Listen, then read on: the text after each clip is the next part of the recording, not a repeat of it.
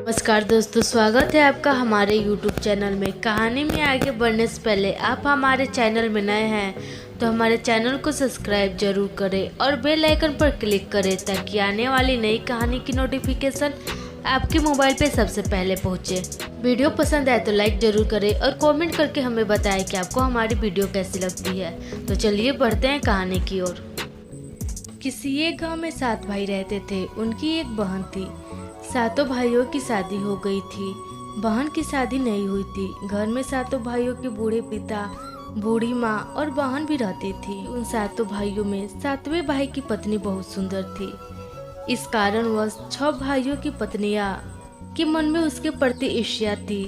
बड़े 6 भाई खेती बाड़ी का काम करते, इसलिए उनकी पत्नियों को भी खेती में जाना पड़ता। किंतु 7वां साहूकार के यहाँ नौकरी करता था, जिस कारण उसकी पत्नी खेत में नहीं जाती थी। वह घर पर ही रहती थी और खाना पकाने का काम करती थी। बड़ी छत जेठानी इस वजह से भी उससे जलती थी।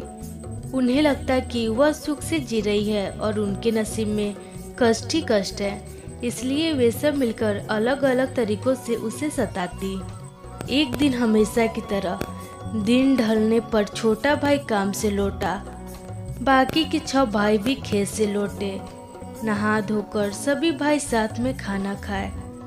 उनके माता पिता और बहन भी खाना खाते हैं। बाद में उनकी पत्नियां भी खाना खाने बैठती है। तो क्या होता है कि बड़े भाई 6 भाइयों की पत्नियां जल्दी जल्दी हाथ मुंह धोकर रसोई से बाहर निकलती है और रसोई की साफ सफाई, बर्तन मांजना सब काम छोटी बहू के लिए छोड़ देती हैं। छोटी बहू चुपचाप सारा काम निपटा कर चली जाती है। वहाँ उसका पति उसकी राह देख रहा था, तो दोनों कुछ देर गपशप करते हैं और सो जाते हैं। तो सब 6 जेठानी रसोई में इकट्ठा होती है और उसे सताने के लिए दिमाग लड़ाती है। वे बाहर पिछवाड़े में जाकर एक सांप पकड़ कर लाती है और उसे पानी के घड़े में छोड़कर ऊपर से ढक्कन लगाकर चुपके से अपने कमरे में जाकर सो जाती हैं। दूसरे दिन हमेशा की तरह पो फटने से पहले छोटी देवरानी जाग जाती है और अपना सब दैनिक कार्य पूरा करके खाना पकाने के लिए रसोई में चली जाती है। जाकर वह पानी के घड़े में से पानी निकालने के लिए उसका ढक्कन ऊपर उठाती है और हाथ अंदर डालती है। उसके हाथ में सांप काट लेता है। वह सातों भाइयों के पिता यानी अपने ससुर को आवाज लगाती है, घर में सोए मेरे ससुर, मुझे सांप ने डस लिया, मुझे विष से भर दिया। ससुर जवाब देता है, घर मकान है, चिरे बंदी दहलीज बनाई है, पासानी कहाँ से लक्ष्मी, कौन आया रे। ससुर का जवाब सुनकर वह सास की मदद के लिए पुकारती है, घर में सोए सासू, मुझे सांप ने डस लिया, मुझे विष से भर दिया। सास जवाब देती है, घर मकान है, चिरंग बंदी दहलीज बनाई है, पासानी कहाँ से रे लक्ष्मी, कौन आया रे। सास का जवाब सुनकर वह एक एक करके सभी जेठ जेठानियों को मदद के लिए पुकारती है, ननद को भी पुकारती है, लेकिन हर एक से वह वही जवाब पाती है। आखिर में वो अपने पति को पुकारती है, पलंग पे सोए पति मेरे, मुझे सांप ने डस लिया, मुझे विष से भर दिया। पत्नी की पुकार कानों में पड़ते ही पति हड़बड़ाकर जग जाता है और दौड़कर रसोई में घुसता है। रसोई में वह देखता है कि वहाँ उसकी पत्नी मरी पड़ी है और विष से उसका शव काला पड़ गया है।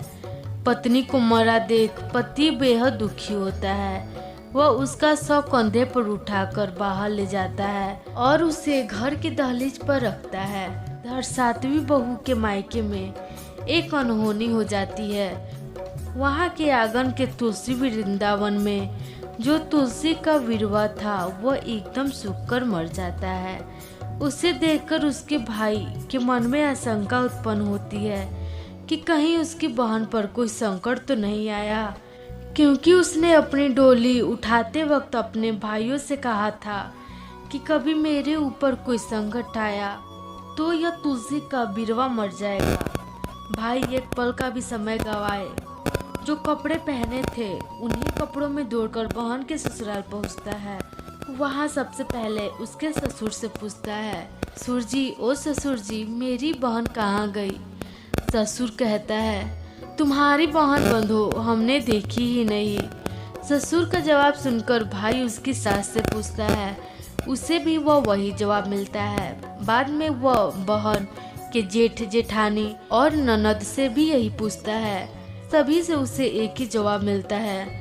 आखिर में वो बहनोई के पास जाकर पूछता है, बहनोई, ओ बहनोई, मेरी बहन कहाँ है? सुनते ही बहनोई जोर जोर से रोने लगता है और सारी बात साले को बताता है। साला भी अपनी बहन की मृत्यु की खबर सुनकर सिसक सिसक कर रोने लगता है। कुछ देर तक वह रोता रहता। उसके बाद बहन को जीवित करने के लिए भगवान की आराधना करने की सोचकर वहां से उठकर मंदिर की ओर चला जाता है। अब सातवां भाई सोचता है कि पत्नी का शव ज्यादा देर तक घर में रखना उचित नहीं है, उसे अग्नि देनी चाहिए। तब वो जाकर अपनी माँ से कहता है, माँ, ओ मेरी माँ, बहू की तुम्हारी गोद भरना, उसे काजल कुमकुम लगाना। तो माँ तुरंत कहती है, मरी हुई तुम्हारी पत्नी को तुम ही काजल कुमकुम लगाना, मरी हुई तुम्हारी पत्नी की तुम ही गोद भरना। मरी हुई अपनी पत्नी की गोद भराई करने के लिए माँ तैयार नहीं। यह देखकर वो बड़ी भाभी से कहता है कि वो उस रस्म को पूरी करे, लेकिन वह भी सास की तरह ही जवाब देती है। उसके बाद वो दूसरी भाभी से कहता है, उसने भी वैसा ही जवाब दिया। एक एक करके वो सभी भाभीयों से विनती करता है, लेकिन कोई तैयार नहीं होता। अब घर में गोद भरने की रस्म पूरी करने के लिए और कोई सुहागा नहीं थी, इसलिए वो सोचता है कि स्वयं ही उस रस्म को पूरा करेगा। वहाँ से उठकर वो मंडी जाता है और साड़ी की दुकान पर जाकर दुकानदार से कहता है, दुकानदार भाई, ओ दुकानदार भाई, मुझे एक जड़ी की साड़ी देना। दुकानदार पूछता है, इतनी रात गए, साज श्रृंगार की तुम्हें क्या जरूरत है? वो कहता है, जरूरत को लगे आग, मेरी प्रीत की बगिया हुई तो जहां नष्ट। दुकानदार समझ जाता है कि कुछ अनर्थ जरूर हुआ है। वह एक साड़ी उसे दे देता है। उसे लेकर वह फूलवाली के पास जाता है और कहता है, फूलवाली माँ, ओ फूलवाली माँ, मुझे फूल दे दो। फूलवाली पूछती है, इतनी रात गए, साग श्रृंगार की तुम्हें क्या जरूरत? वो कहता है, जरूरत को लगे आग, मेरी प्रीत की बगिया हुई तो यहाँ नष्ट। फूलवाली समझ जाती है कि कुछ जरूर अनर्थ हुआ है। वह एक फूल की बेगी उसको दे देती है। उसे लेकर वो पड़ोसन के पास जाता है। उससे कहता है, पड़ोसन भाभी, ओ पड़ोसन भाभी, मुझे काजल कुमकुम देना। इतनी रात गए, साग श्रृंगार की तुम्हें क्या जरूरत? वो कहता है, जरूरत को लगे यार, मेरी प्रीत की बगिया हुई तो यहाँ नष्ट। पड़ोसन उसे काजल कुमकुम दे देती है। तो सारी सामग्री लेकर वो घर पहुँच जाता है। पत्नी के शव को नया साड़ी पहनाता है, बालों पर फूलों की बेगी लगाता है, काजल कुमकुम लगाता है और अपने पिता से कहता है, पिताजी, ओ मेरे पिताजी, तुम्हारी बहू की चिता रचना। पिताजी कहते हैं, मरी हुई तुम्हारी पत्नी की तुम ही अर्थी सजाना। पिताजी के न कहने पर वो अपने बड़े भाई से कहता है, तो वह भी वैसा ही जवाब देता है। बाद में वो एक एक करके अपने सभी बड़े भाइयों से कहता है, वे भी वैसा ही जवाब देते हैं। आखिर में वो रोता बिलखता पड़ोसी के घर जाता है और उनसे कहता है, पड़ोसी भाइयों, ओ पड़ोसी भाइयों, मेरी पत्नी की अर्थी सजाना। पड़ोसी उसकी पत्नी की अर्थी सजाने के लिए तैयार हो जाते हैं। तब वो चिता कहाँ रचाएं? यह पिताजी से पूछता है। पिताजी, ओ पिताजी, उसे कहाँ अग्नि दूं? उसे किस रास्ते से बाहर निकालूं? पिताजी कहते हैं, उसे बाहर का रास्ता दिखाना, मरी हुई उस स्त्री को पिछले दरवाजे से ले जाना, मरी हुई उस स्त्री को सीमा के बाहर जला देना। पिताजी की बात सुन उसे बहुत दुख होता है। वह अपनी माँ से पूछता है, वह भी वैसा ही जवाब देती है। एक एक करके सब भाइयों से पूछता है, वे सब भी वैसे ही जवाब देते हैं। आखिर वो अपनी बहन से पूछता है, बहना, ओ मेरी बहना, उसे कहाँ अग्नि दूं? उसे किस रास्ते से बाहर निकालूं? बहन कहती है, बंधवा, ओ मेरे बंधवा, उसे पिछवाड़ा का दरवाजा मत दिखाना, उसे मुख्य दरवाजे से लेकर तुलसी वृंदावन के पास अग्नि देना। बहन की बात सुनकर वो पत्नी की शव उठाता है और मुख्य द्वार से बाहर निकलकर पड़ोसियों की सहायता से तुलसी वृंदावन के पास उसकी चिता रचाता है। तब उसका साला वहां पहुंचता है।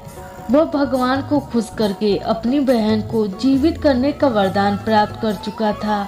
भगवान ने उसे वेद कांटी मतलब वेद की छड़ी दी। वह छड़ी अपने बहन के माथे के ऊपर घुमाता है तो तुरंत उसकी बहन यानी सातवीं बहू जीवित हो जाती है। उसके शरीर पर एक भी घाव या जख्म नहीं रहता। वह बिल्कुल पहले जैसी स्वस्थ दिखाई देती है। बहन को जीवित हुए देखकर भाई बेहद खुश होता है और बहन भी बहुत खुश होती है। बाद में सातवीं बहू का भाई अपने बहनों से कहता है कि तुम दोनों अब यहाँ नहीं रहोगे, तुम मेरे घर चलोगे।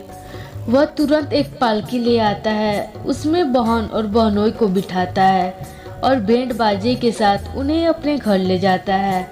वहाँ उनकी बहन बड़े सुख से अपना जीवन बिताती है।